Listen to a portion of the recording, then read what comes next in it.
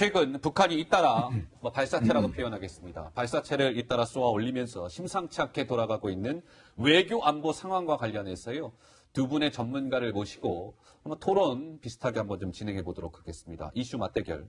오늘은 합동참모본부 차장을 지낸 신원식 예비역 육군 중장 3스타 출신이시죠. 그리고 홍현익 세종연구소 외교전략연구실장 두 분과 함께합니다. 어서 오십시오. 안녕하십니까? 네, 안녕하십니까? 자, 먼저 두 분과 말씀을 나누기 전에 영상 하나 준비되어 있습니다. 잠깐 보고 오시겠습니다. 그 뭔가를 썼다면은 그게 무엇인지에 대한 게 분명히 얘기가 나와야 되지 않습니까? 저희가 이 사안에 대해서는 정밀 분석 중이라고 말씀드리겠습니다. 자, 지난 4일에 북한이 뭔가를 쏘아 올렸습니다. 근데 이것과 관련해서 오늘 최연수 국방부 대변인은 이게 명확한 결론을 내려서 발표하기보다는 여전히 분석 중이다. 그러니까 4일날 쐈으니까 오늘 12일째입니다. 글쎄요, 신 장군님, 이게 오늘의 국방부의 저 발표나 국방부의 최근의 저 행보랄까요? 이런 부분들을 신 장군님은 좀 어떻게 보고 계세요? 저는 개인적으로 명확한 군사적인 팩트에 대해서는 인정을 하고 들어가야 된다고 생각합니다. 예. 사실적인 팩트에 기초로 해서 정책은 좀 달리 나올 수 있겠죠. 예. 자기하고 마음이 들 수도 있고 안 들 수도 있는데 그것까지는 제가 이해한다고 합니다만은 예. 지금 저게 단거리 미사일이라고 하는 것들은 거의 다 드러난 거 아닙니까? 예. 그리고 전 세계도 다 공인하고 있고 전 세계에서 문재인 정부만 발사체라고 미사일을 확정할 수 없다고 하는 그런 이야기를 하고 있고 나머지는 다 인정하고 있습니다. 예. 전문가들이 다 이야기했지만 예. 이게 발사체라고 하는 것은 로켓이 포괄적인 발사체잖아요. 자체 추진 로켓 자체 추진력이 있는 것들은 우리가 로켓이라고 그럽니다. 예. 그래서 이제 유도 장치가 있는 것이 유도탄. 예. 그러니까 미사일이라고 하는 것은 영어고 유도 무기, 유도탄은 한국말인데 북한 자체가 유도 무기라고 했는데 예. 제가 우스갯소리로 그 이야기를 했습니다. 예. 미국 사람이 father라고 썼는데 father하고 우리 한국말 아버지인데 father가 아버지 아니다는 소리가 똑같은 소리예요. 그러니까 말이 안 되는 소리고 예. 북한도 유도 무기라면서 영상을 공개했잖아요. 예. 로켓 자체 추진력이 없으면 240몇 킬로 못 날아가고 조중방에서 분명하게 목표 지점인 섬을 정확하게 타격하는 장면이 나왔지 않습니까? 네. 이거는 미사일이에요. 그러니까 계속 발사체 미사일 이렇게 해서 국민들한테 객관적인 팩트 하나 인정하지 못하는 그런 행위를 하지 말고 이건 미사일이다. 미사일이 그러면 탄도냐 순항이냐. 네. 순항은 대개 고도가 100에서 200m 낮게 날아가고 네. 아음속이라고 그러죠. 음속보다 작아요. 물론 지금 초음속 순항미사일도 개발하고 있지만 아직 실전 배치는 안 됐습니다. 네네네. 근데 이거는 보나마나 고도가 50km에 마 6, 7로 날아갔잖아요. 탄도미사일이에요. 탄도미사일이. 그럼요. 예. 이거는 기술적으로 분명한 사실인데 그래서 국방부나 문재인 정부한테 제가 요구하고 싶은 것은 전 세계가 다 인정하는 객관적 사실을 자꾸 말을 가지고 말장난을 하면 우리 정부의 권위만 떨어지고 더구나 군의 권위가 떨어지고 이것은 국민에 대한 문제뿐만 아니라 전 세계를 향해서 이건 사실 망신행위입니다. 망신행위다. 객관적인 팩트는 인정하고 대책을 내어줬으면 좋겠습니다. 우리 홍 박사님은 어떠세요? 네, 탄도미사일로 보이죠? 네, 탄도미사일 우리 군도 알고 있을 겁니다. 알고 있지만은 이것을 일부러 그냥 발사체라고 얘기를 하는 거죠. 지금 북미 관계가 심상치 않은데 자칫 한 발만 더 나가면 재작년 상황으로 돌아갈 수 있습니다. 한반도 안보가 지금 경각에 위태로운 처지로 돌입하기 직전인데 문 대통령이 트럼프 대통령을 만나고 메시지까지 가져왔는데도 김정은이 만나자고 하지도 않고 우리가 또 언제든지 만나자 그랬는데 별 반응이 없잖아요. 그런 상황에서 미국에다 대고 이제 강력한 불만을 표출하기 위해서 이걸 쐈는데 그거를 우리가 탄도미사일인 거를 알면서도 아마 저는 그냥 발사체라고 하는 것이 아니냐. 군당국이 탄도미사일을 알면서도 그냥 발사체라고 얘기하는 거다. 왜냐하면은 탄도미사일이라고 하는 순간부터 유엔 안보리 제재 결의안에 위배가 됩니다. 그러면 우리 정부가 탄도미사일이라고 주장해서 안보리를 소집해야만 되는 상황이 되는 거예요. 그런데 지금 우리는 대화를 붙여야 되는데 그 안보리를 소집해서 지금 대화를 깨라고 할 수가 없는 거거든요. 더군다나 한미 간에 긴밀히 공조해 본 결과 예. 미국도 트럼프 대통령, 폼페이오 장관 공이 트럼프 대통령은 이거 아주 작은 거다. 통상적인 무기다. 그 별거 아니다. 이러고 또 폼페이오 장관도 마찬가지 반응 아닙니까? 네. 그들도 탄도미사일이란 거 알지만 과거에도 1000km 이하는 안보리가 소집된 적이 없는데 예. 그것이 이 소집될 이유가 없어서가 아니라 알겠습니다. 봐준 거죠. 예. 봐준 건데 지금 북한이 지금 뭐 기껏해야 400몇 킬로 간 거 아닙니까? 그런데 이거를 탄도미사일이라고 하는 순간은 안보리가 소집이 돼야 돼요. 왜냐하면 안보리가 하나의 권위체인데 예. 그 권능을 위배했는데 그걸 그냥 위배한 걸 가만히 놔두면 권위가 상하잖아요. 네네. 그래서 정치적으로 이걸 문제 삼지 않기로 했기 때문에 우리 정부가 알고도 발표를 안 하는 것이다. 알겠습니다. 그 속내를 저는 좀 이해한다. 이렇게. 예. 지금 이해한다. 반론이 있습니다. 예. 왜 그러냐면 탄도미사일이 두 번째 쏜 거는 450몇 킬로, 네. 5월 9일인가요? 어쨌든 500킬로 이내 아닙니까? 그리고 사실은 이제 이게 이스칸데르 M형이라고 추정이 되잖아요. 네. SS-26. 그럼 이제 러시아는 415킬로 정도 된다고 발표했는데 서방에는 한 700킬로 정도 보는 거 봅니다. 예. 어쨌든 뭐 700킬로 이내니까 예. 대한민국만 영향을 끼치잖아요. 예. 자, 우리가 객관적으로 봅시다. 대한민국만 영향을 끼치고 일본이나 미국에 영향을 끼치지 않은 우리 킬체인과 KAMD를 위태롭게 할 결정적인 기술적 진보를 이루었는데 네. 우리가 괜찮다. 그러면 다른 나라는 더 괜찮죠. 지금 정상적인 나라라면 네. 우리가 이게 문제가 된다. 미국하고 일본 당신들이 위협이 안 된다고 해서 이걸 모른 체 하면 안 된다. 네. 이것에 대해서 분명하게 우리가 대책을 강구하고 책임을 물어야 된다 할 정부가 도대체 이거에 대해서 우리는 괜찮다고 하고 오히려 외국에서 찜찜해하고 이게 잘못됐다 이렇게 보고요. 그다음에 한 가지 제가 말씀드릴 것은 좋습니다. 정부가 아까 홍현희 박사가 이야기한 대로 예. 남북 대화를 하기 위해서 또는 뭐 미북 대화를 하기 위해서 뭐 어쩔 이것을 수 없이. 뭐 네. 한다고 정책을 했다 칩시다. 그런데 그렇다고 해서 뻔한 탄도미사일을 발사체라는 이야기를 해서 꼭 해야 됩니까? 예를 들면 네. 미사일이 이렇게 됐는데 한국만 위협이 되지만 우리 좀 감내할 테니까 좀 어떻게 해보자. 예. 이렇게 할 수도 있잖아요. 그러니까 제가 이야기한 거는 우리 정부나 네. 우리 그 당국에 이야기하고 싶은 건 이겁니다. 객관적인 사실은 5 플러스 5는 10인데 네. 10이란 걸 인정하라고 5 플러스 5는 8이라고 해가지고 후퇴여 그렇게 망신살을 뻗치면 네. 이게 말이 아니죠. 모양이. 그래서 이런 점에 대해서는 좀 더 객관적 시각으로 돌아와라. 네. 그리고 이 탄도미사일은 우리한테 가장 위협이 됩니다. 예. 그 연장선상에서요. 그러면 이 부분에 대한 좀 논란도 있는 것 같은데요. 그래픽 화면 있죠? 한번 좀 보여주세요. 이번에 북한이 쏘아올린 그 미사일로 추정되는 그 발사체와 관련해서 우리 국방부는 이게 남한을 겨냥할 수 있는 그런 무기 체계 아니겠습니까? 사거리를 봤을 때는. 근데 국방부는 현 우리의 방어 체계로 그것은 얼마든지 북한이 설사 발사를 하더라도 요격이 가능하다라는 입장이고요.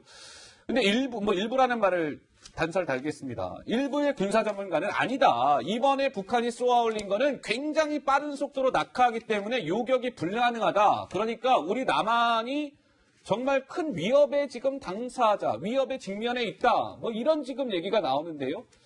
홍 박사님, 우선 좀 어떻습니까? 요격 가능한 겁니까? 안심해도 되는 거예요? 거의 불가능하다고 봅니다. 불가능하다. 네, 그렇지만 아하. 더 중요한 사실은 이미 북한이 1000개 이상의 미사일을 부산까지 쏠 수 있는 걸 갖고 있어요. 네.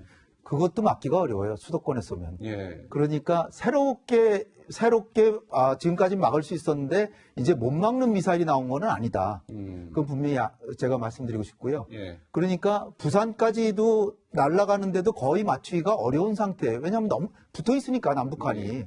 이게 미사일 요격이라고 하는 게 예. 중국에서 미국을 쏜다 그러면 한 40분 이상 걸리거든요. 어허. 그러니까 그동안에는 미국이 준비를 해서 처음에 초기 단계에서 쏘고 그다음에 태평양에서 여러 번 쏘고 그래도 미국 본토로 들어가면 또 쏘는 게 요격 미사일이에요. 예. 근데 우리는 쏘면 3분이면 서울에 날라와요. 어허. 아니 비상도 걸기 어려워요. 어떻게 3분 내에 그러면 누가 명령을 할 겁니까? 네. 그러니까 미리 사전에 북한이 쏠 거를 사전에 알고 있어서 너 준비하고 있어. 쏘면 바로 요격해. 이렇게 하지 않는 이상은 요격이 불가능하고 예. 사드 같은 거는 50km 이상만 맞출 수 있는데 네. 이건 40km의 최고 고도가 아하. 아예 못 맞히는 거예요. 예. 더군다나 장사정포 전쟁이 일어나면 장사정포 쏘는데 10,000발이 날라오는데 이것도 막을 수가 없어요. 예. 따라서 이것을 막아야만 된다라고 생각하는 건 물론 많이 막으면 좋겠죠. 네. 그러나 우리 언론의 보도는 이걸 못 막는 미사일이 나왔는데 우리 정부는 정말 한심하게 그냥 가만히 있다. 이렇게 태도 이건 잘못됐다고 봅니다. 그건 잘못된 거죠. 그건 잘못된 거고 우리가 북한이 저런 걸 개발해도 그나마 안심하고 이제 살 수 있는 거는 북한이 쏘면 우리도 쏘는 거예요. F-35 지금 전투기 스텔스 전투기 지금 2대 들어왔잖아요. 예. 평양 가면 쑥대밭 만들어요. 예. 그럼 북한은 난리 날게요. 예. 그래도 우리가 평양을 쑥대밭 만들면 그들은 우리에게 미사일을 쏘죠. 따라서 보복 억지력을 가지고 있으니까 억지가 되는 것이지 북한이 무기를 개발하면 반드시 다 막아야 된다? 이건 오산이라는 거예요. 미국이나 가능한 거예요. 멀리 있는. 알겠습니다. 멀리 있는 상태는 가능하죠. 신 장군님 생각은 어떠세요? 요새는 뭐 하도 군사 분야 전문가들이 많아서 그런데 저는 요 삼축 체계에 관련돼서 예. 제가 이 문제는 깊숙이 관여했고 그리고 직전에 합참 차장을 나오기 전에 그 주한미군 부사령과 함께 K2 수행 공부를 해서 깊숙이 개입해서 하는데 북한의 현재 통상 우리가 불규칙 궤도가 아니고 정상적인 궤도를 그리는 탄도미사일 그러니까 대한민국에 위협을 줄 수 있는 것이 스커드입니다. 스커드. 예. 그런데 노동을 고각으로 쐈을 때 원래 일본까지 가는 건데 대한민국에 위협을 줄 수 있죠. 이 정상 궤도는 우리가 그전에 또 이 액체 연료거든요. 네. 액체 연료는 주입 시간이 40분대요. 네. 그리고 이게 이 노동이나 스커드는 RFNA 적연질산이라고 하는 액체 연료를 쓰는데요. 이게 굉장히 독성이 강하고 네. 휘발성이 강해서 사격 진지에서 넣어야 됩니다. 그러니까 40분의 시간이 있고 전개하는 시간 다 합치면 거의 한 80분에 우리가 20분. 킬체인을 예. 할 수 있는 예. 시간이 있거든요. 그러니까 언제 그것을 발견했느냐에 따라서 가용 시간이 줄어들겠죠. 예. 나오자마자 주둔지에서 보면 80분일 거고 예. 뭐 발견하는 시간에 따라 틀리지 않겠어요? 그래서 상당한 시간이 있었어요. 그런데 고체 연료를 써서 이게 킬체인이 어려워졌습니다. 그다음에 아까 KMB 뭐 부산까지 나를 못 맞춘다고 그러는데 그게 아니고요. 우리가 여러 가지 설계를 해놨어요. 단지 우리가 대탄도탄 미사일이 충분하지 않아서 그렇지. 네. 이것을 이제 소위 말해서 우리가 전력 전강을 2000년 중반까지 하면 킬체인과 결합해서 상당 부분 맞출 수 있죠. 예. 이제 그 이전에 아까 홍 박사가 이야기한 대로 아예 못 쏘게 하는 소위 KMPR 재래식 전력 가지고 응징보복을 해서 북한이 도발할 생각을 못 먹도록 예. 한국의 재래식 경력과 미 핵전력을 합쳐서 억제를 하는 것이죠. 이게 이제 우리가 전반적인 그 4D 개념에 의한 맞춤형 억제 전략의 기본인데 예. 이 스칸드르형의 미사일이라는 게 뭐냐면 그전에는 지금 현재는 어렵지만 좀 노력하면 완전성을 높일 수 있다는 차원에서 이제는 많은 대탄도탄 미사일을 배치하고 킬체인 하려고 F-35를 집어넣어도 네. 훨씬 킬체인도 어려졌고 그 다음에 KAMD는 거의 불가능한 영역에 가까울 때 어려워졌다는 거예요. 아하. 그러니까 과거에 어려웠기 때문에 더 어려운 게 나와서 문제가 안 된다. 어차피 우리는 북한의 위협을 못 막으니까 북한이 어떤 위협을 개발해도 그냥 잘 지낼 수밖에 없다. 이런 논리로 발전을 하면 의미가 없는 거죠. 그러니까 이것은 제가 봐서 그런 말씀하는 게 네. 아니죠. 지금 중요한 건 북한이 핵을 개발해서 지금 이런 무기들이 이제 핵을 또 탑재할 수도 있다는 거 아니에요? 네. 그러니까 결국 핵이 없는 북한은 우리보다 군사력이 훨씬 약합니다. 그런데 이거를 지금 문제 삼아가지고 핵 협상 자체를 흐트러 놓으면 완전히 우리는 한 발만 가지고도 200만 명씩 막 죽는 그런 핵을 방치하게 되는 거예요. 어허. 그런 상황에서 우리가 이 사사건건 하나하나 북한의 행동마다 이걸 다 안보리로 가져가거나 문제 삼으면 네. 이거는 우리 국가 안보를 위한 것이 아니라 국가 안보를 오히려 저해하는 것이에요. 저해하는 것이다. 북한이 1000기가 있는데 사드만 해도 이 요격 미사일이 48기밖에 안 됩니다. 네. 그러면 1000발을 쏘는데 48기로 1000개를 어떻게 맞춰요? 맞히는 명중률도 제가 볼 때는 30%나 그 정도밖에 안 될 텐데 예. 48개로 1000개를 맞춥니까? 그러니까 이것을 우리가 요격미사일 체제를 제가 아예 부인하는 게 아니에요. 아, 예. 가능하다면 막아야죠. 그러나 지금 새롭게 엄청난 일이 발생한 건 아니라는 거죠. 따라서 지금 제가 안타깝게 생각하는 거는 북한을 초토화시킬 수 있는 재래식 무기라도 현무 계획 이런 거는 충실히 해야 됩니다. 네, 네. 그러나 요격 미사일이 없다고 이거 가지고 그냥 뭐 완전히 큰일 국가 난 안보가 것처럼? 예. 그건 아니라는 거죠. 그건 완전히 과장이죠. 아니요, 그러니까 요격 미사일뿐만 아니라 아까 삼축 체계를 골고루 이야기를 했는데 우리가 이제 국민들이 관심을 가져야 될 게요. 북한이 진작부터 미사일을 개발했지만 핵 능력을 예. 우리가 93년 NPT 탈퇴하면서 본격적으로 됐잖아요. 네. 지금 26년이 지났어요. 우리 지금까지 뭐 했습니까? 북한의 핵 군사적 대응보다는 외교적 협상을 하자. 그래서 인정 안 하고 북한한테 퍼주고 뭐 한다고 해서 북한이 핵 개발 의지를 한 번도 후퇴시킨 적이 있나요? 북한이 핵 개발했잖아요. 그렇지 않습니까? 그러니까 이것은 외교적 협상을 지금 이야기하고 있는 게 아니라 예.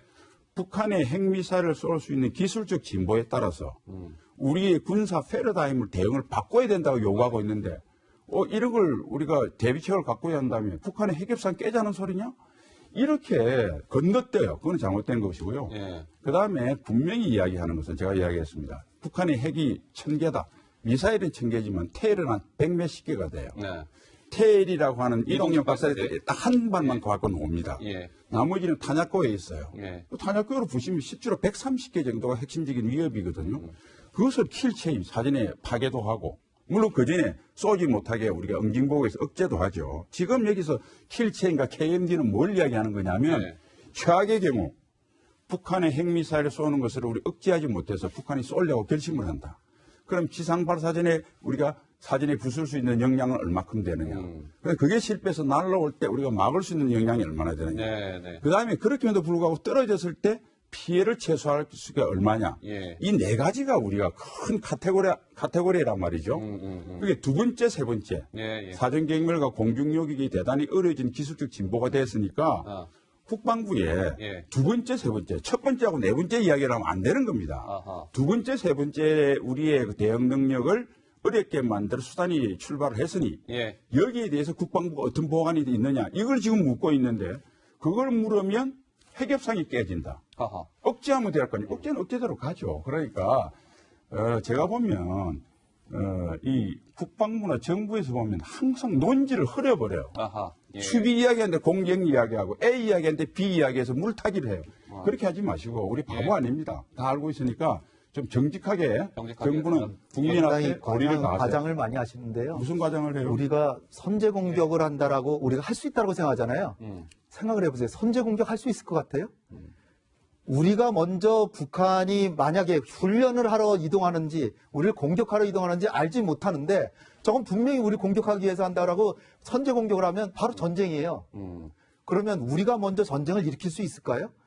그것이 정당방위라고 우리는 생각하겠지만 전 세계 어느 나라도 우리가 먼저 북한에 미사일을 쏘면 우리가 전쟁을 일으켰다라고 할 겁니다. 따라서 예. 선제 공격이라는 건 상상하기 어려운 거예요. 그리고 그걸 누가 결정합니까? 그 지휘관한테 보고하는 순간 벌써 날라와요. 따라서 우리가 환상을 갖지 말고 제가 그래서 말씀드린 현실적으로 보복 능력을 확실하게 갖춰야 된다는 보복 거예요. 능력을 갖춰야 만약에 최후의 순간에 북한이 진짜로 핵을 개발하고 협상이 깨지면 예. 전술에게 조건부 한시적 배치 이런 걸 고려해야 돼요. 차라리. 예, 예. 근데 알겠습니다. 그런 생각은 전혀 하지 예. 않고 그냥 이거 뭐 미사일 죄송합니다. 말씀 좀 300km 날아가는 거 예. 가지고 이거 가지고 예. 안보리를 가져가야 된다 이런 식으로 하고 왜 우리 정부가 왜 그걸 따지지 않냐? 네. 지금은 재작년 상황으로 가면 우리 경제까지 망가져요. 알겠습니다. 한국의 안정과 평화를 지켜야 됩니다. 네. 아이고, 시간이 좀 아쉽습니다. 한 가지만. 예. 지금 선제 타격하고 킬 체인을 또 섞어서 엉터리 개념으로 이야기하고 있어요. 아. 선제 타격하고 킬 체인이 다른 죄송합니다. 거예요. 예. 저희가 시간이 다 돼가지고요. 조만간 자리를 한번 더 긴 시간 네. 말씀을 좀 나눠볼 수 있는 시간을 마련하도록 하겠습니다. 60초 후에 다시 옵니다.